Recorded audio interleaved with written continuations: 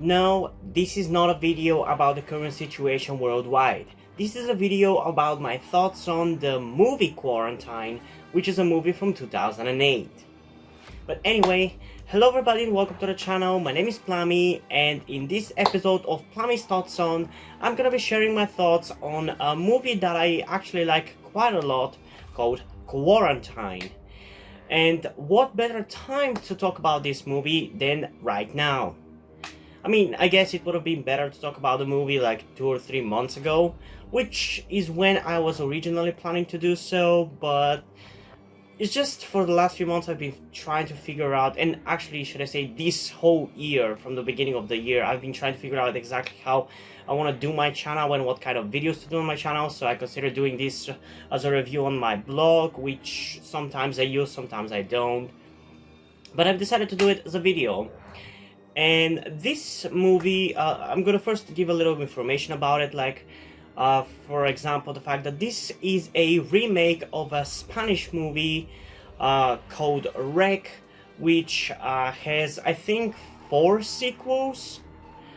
And I'm not gonna be talking about those movies or that movie really. I'm gonna mention it for some things and compare it to Quarantine because I've seen reviews of it, but I'm not really gonna be talking about it. I'm specifically gonna be talking about Quarantine, and I might be doing a Quarantine 2 video because this movie also has a sequel on its own that is not actually a remake of any of the sequels of Rec. But anyway, as I was saying, this movie is a remake of a Spanish movie called Rec, and there's actually quite a few differences between the movies, even though for the most part it is a shot-for-shot remake of the movie, which is a complaint that a lot of people seem to have. But honestly, I personally don't mind, because I haven't seen the original movie. I don't really plan on ever watching the original movie, and by the way, it's not because the original movie is bad or anything, it's just not my cup of tea, and I personally like the changes that they made from that movie to the... So, before we get anywhere further in this review, I guess you could call it, there are going to be spoilers for both Quarantine, Quarantine 2, Rec, and its sequels as well, so if you haven't seen any of those, I suggest watch those movies first, because I would say most of them are worth it, and the only one that I would say is probably not really worth it might be Quarantine 2, but that is a topic for a separate video. So yeah, go over and watch it, or if you don't give a shit about the spoilers, keep on watching, because yeah, I just cannot not talk about this movie without spoiling it, because the differences that I want to compare between Quarantine and Rec are just the spoiler of the movies. So, I watched this movie first, I think it might have been like 2009 or 2010. I remember that I watched it with my dad, and actually at first I didn't realize it was a movie, because Quarantine is a found footage kind of movie, which honestly I love found footage movies quite a lot. I think they are a very creative subgenre, or whatever you want to call it. I think a lot of cool things can be done with it, but if you just have it for the sake of having it, it's not always going to work. Though so far I am yet to watch a found footage movie that I haven't liked. Like, I like Paranormal Activity, even though at the like 4th movie it kind of just got boring at that point. But I think I would say my favorite found footage movie would be Cloverfield, and that is probably a video in the future. I don't know when I'm gonna make it, because at first I would like to rewatch that movie because I love it so much, but I'm getting sidetracked. When I watched it for the first time, I actually didn't realize it was a movie. I thought it was a documentary, because it does start off as one. The story begins basically with a reporter and her cameraman doing a story on a fire department or something like that, or just emergency responders, I guess you could say, because they don't respond to a fire, but they do respond to an emergency case of something. So yeah, I guess that makes sense. Considering things that are happening right now in the USA and that I'm learning about the USA, I'm surprised that cops didn't show up on that, although they were cops, but why the hell were there firemen? I don't know. I'm thinking too much about it. So it basically starts off as a documentary on a fire department and what they do, how they do their job and everything. And they get a call from a hotel or a motel building or just an apartment building of a dangerous person who is out of control or something like that, who attacks people and is... I don't know if they mention it, but the person has foam on their mouth. I don't know if they mentioned this, but yeah, that's something that happens. So the characters, the reporter, the cameraman go with the emergency responders to that motel and deal with the shit happening. Like, I don't want to spoil too much because it's an entertaining movie to me, at least. But basically, it turns out that these people have rabies, and it's a mutated form of rabies because, as far as I know, and again, correct me if I'm wrong, I'm not really a medical person or anything, but rabies is a disease that people can get, but it's not gonna do anything anything like what happens in the movie. Which I didn't know as a kid, and honestly the idea of rabies mutating into a zombie virus is a very, I would say, realistic one. I don't know, it feels realistic to me in a certain sense, and with the way the zombies of this movie are portrayed does fit with more what I would think rabies infected zombies would look like. So yeah, it turns out that people are getting infected by rabies and zombies keep attacking people, yada yada yada. I don't want to really spoil all the details of the movie because, as I said, it's very entertaining to watch it. Like, I think one of the greatest things about this movie is kind of its setting, especially when shit starts to go down. It starts to feel kind of claustrophobic and dangerous, and I remember watching it when I watched it for the first time in like 2010 or whatever, as I said. I loved how terrifying it was. Like, for me, horror movies, I would say, I mean, I guess they go in three separate ways. Either they are terrifying, which would mean that they scare me like with jump scares or just in your face scares. There are horror movies which are horrifying in the sense that they instill a fear inside of me that lingers with me, and it's more of a existential fear that sticks with me. And I guess there's the third type of horror movies which are not really scary at all, but should be. And I don't really have an example for that kind of, but I feel like just I needed a third kind because there are some horror movies which don't scare me, but I still like the concept of. But yeah, it's basically just these two, terrifying and horrifying. And I would say that this one, in a certain sense, for some of the things like the zombies and the behavior of that, lands in the terrifying part, because it's scary seeing the zombies attack the people and everything. On another side, it's also a little horrifying because once the government finds out that there's a rabies, I don't know what's the word for it, like rabies is spreading in the building, they quarantine it, roll credits, and they don't let anybody get out of the building. And that kind of thing where the government is willing to shoot you down, and they actually show on TV news reporters saying that the building is empty. Like, that fact that the government would lie to reporters and everything just to contain a pandemic, especially in this day and age, is, I don't know, horrifying to me. Like, I get it that you have to contain it for the sake of everybody, but I'm just not okay with my life being sacrificed for the greater good. And you might call that selfish, but we all have a self-preservation instinct, and for me, I guess it might be just more powerful, because the thought that my government might lie about something like this and sacrifice my life to contain a pandemic is just something that I'm not okay with. Like, I get it, they have to have precautions and everything, and I'm fine with that. But even killing the people and not letting them get out, or creating a procedure to get them out, I'm just not okay with that. I don't know. And that's one of the things why I feel like what they change from rec to quarantine works for the market it is for. That's why I like the changes done to the remake.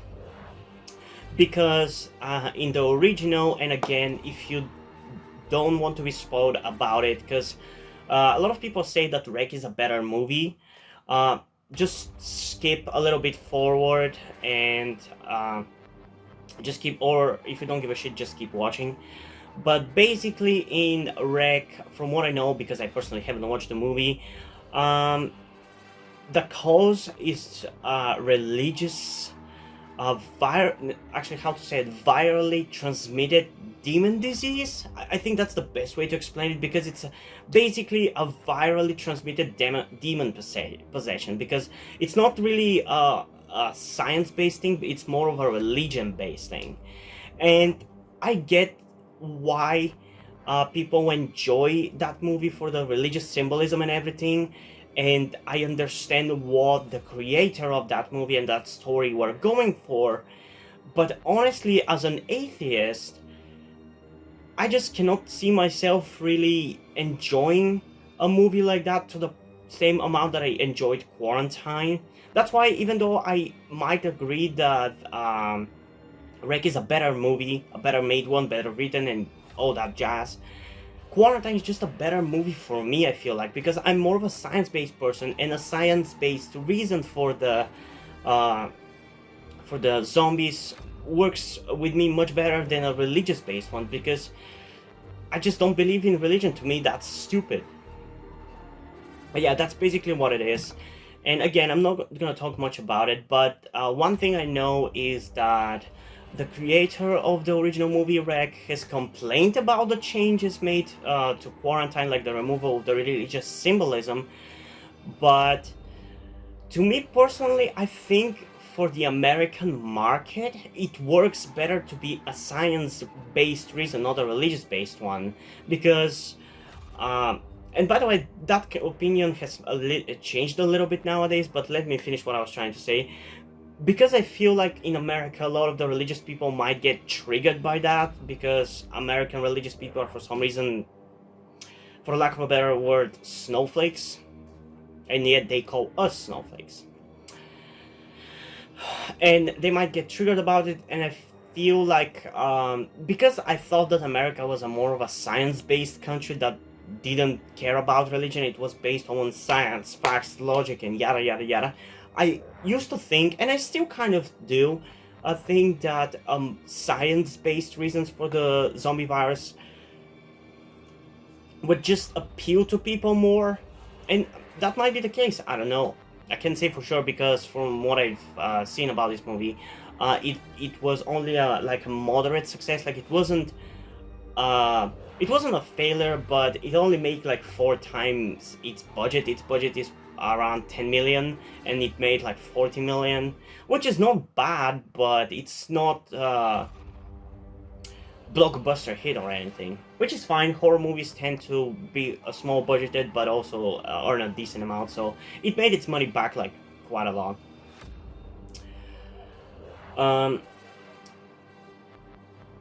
So yeah, the creator of the original one has complained about the religious symbolism, but honestly, what would you prefer? Like, a lot of people complain whenever remakes are made, and I feel like people complain no matter what, regardless of whether a lot of about the movie gets changed for the remake, or it doesn't get changed. Some people will always complain.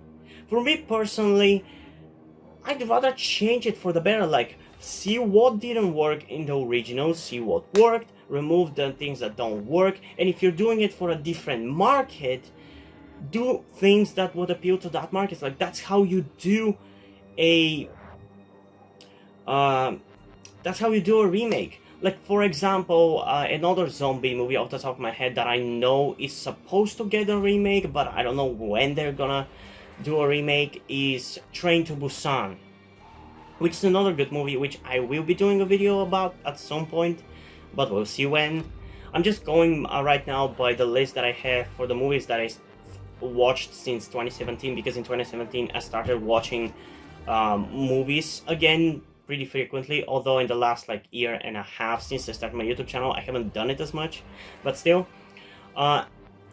In the Korean versions, it's zombies on a train basically. And I know that this movie is supposed to get an American remake, and I feel like one thing they should change about it is not to make it like a train to Detroit or a train to Washington or whatever. Because as far as I understand, trains are not as big of a thing in America as in other countries like, let's say, Europe or Japan or South Korea. I think for America it would work better if it's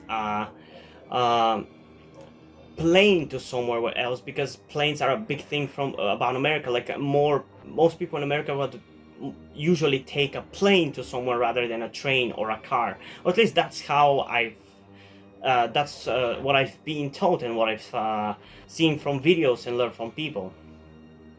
Because, by the way, I am not American. So yeah, I guess I was getting a little bit sidetracked. Let's go back to my experience with the movie a little bit. As I said earlier, I think this is a very terrifying movie. Like, some people complain that it doesn't have a lot of substance, or the characters are forgettable, or the plot isn't really that interesting, but like, when I was watching that movie, and at first, as I said, I didn't know it was a movie, but when watching something like this, like horror movies, I don't necessarily care too much about the plot and the characters. Like, first and foremost, I'm looking for a scare. And in terms of the scares, this movie delivered. It didn't have fake jump scares. It was... everything was terrifying. Everything was claustrophobic, especially when shit went down and so many people got infected. It was scary seeing the rest of the survivors going around the building and trying to go through all the infected and everything. So it is a very terrifying movie, and if you're looking for a super thrill zombie movie experience, I think this is a really good one. It's not necessarily a movie filled with a lot of character or a lot of interesting plot, but for a horror experience, I think it's a very much serviceable movie. And yeah, the characters are pretty forgettable. I think they're acted fine, but there's not much to the characters. Like, watching them, I didn't really care about any of the characters' backstories or anything. They were just there to be there for the sake of us seeing this plot, and that's fine. If in the original there was more of a focus on the characters, which I think there was, I don't know, I haven't seen the movies, but I've seen reviews, I've seen Dead Meat's videos on it, there might have been more, and it's fine if you enjoy that. I also enjoy that, but to me that's not a necessity. So yeah, I still don't want to reveal how exactly it ends, although the poster basically does. So if you want to watch this movie, better not check out the poster even, although I might do it as a thumbnail, so there's that. But as I said, if you're watching for a decent horror... No, actually, how to say it? If you're looking for a terrifying horror experience that is not necessarily a masterpiece, but it's not a trash one either, I think this is a very serviceable movie, which is why I'm going to give it a 7.5 out of 10. That is basically how I feel about this movie. I think in comparison to the second movie, I think I might raise this one as far up as an 8 out of 10, but I feel like it doesn't really have as much of a character, or how to say it, it just doesn't feel as sophisticated as an 8 out of 10 horror movie would. But 7.5 out of 10 is still a pretty high number. And as I said, it's a very enjoyable movie with a decently created backstory, and to me, It's just the experience is really great. And one great thing about it as well, I just want to mention is I think this movie has a lot of rewatchability because in a way it doesn't really shove you the plot in your face. Like for the most part, it like all the exposition and everything about it is pretty much contained in the last like 10 minutes, and you don't necessarily get everything when you're watching the movie. You're better off just watching a explained video about this movie. It just feels like it has a lot of rewatchability because, as I said, I watched this movie in I think it was around 2010. Then I watched it once or twice more. I think once in 2014 or 15. And then most recently I watched it in 2017, which is what started my watch of new movies, and I found so many really good movies that I want to talk about, but we'll see when I'm gonna get to it.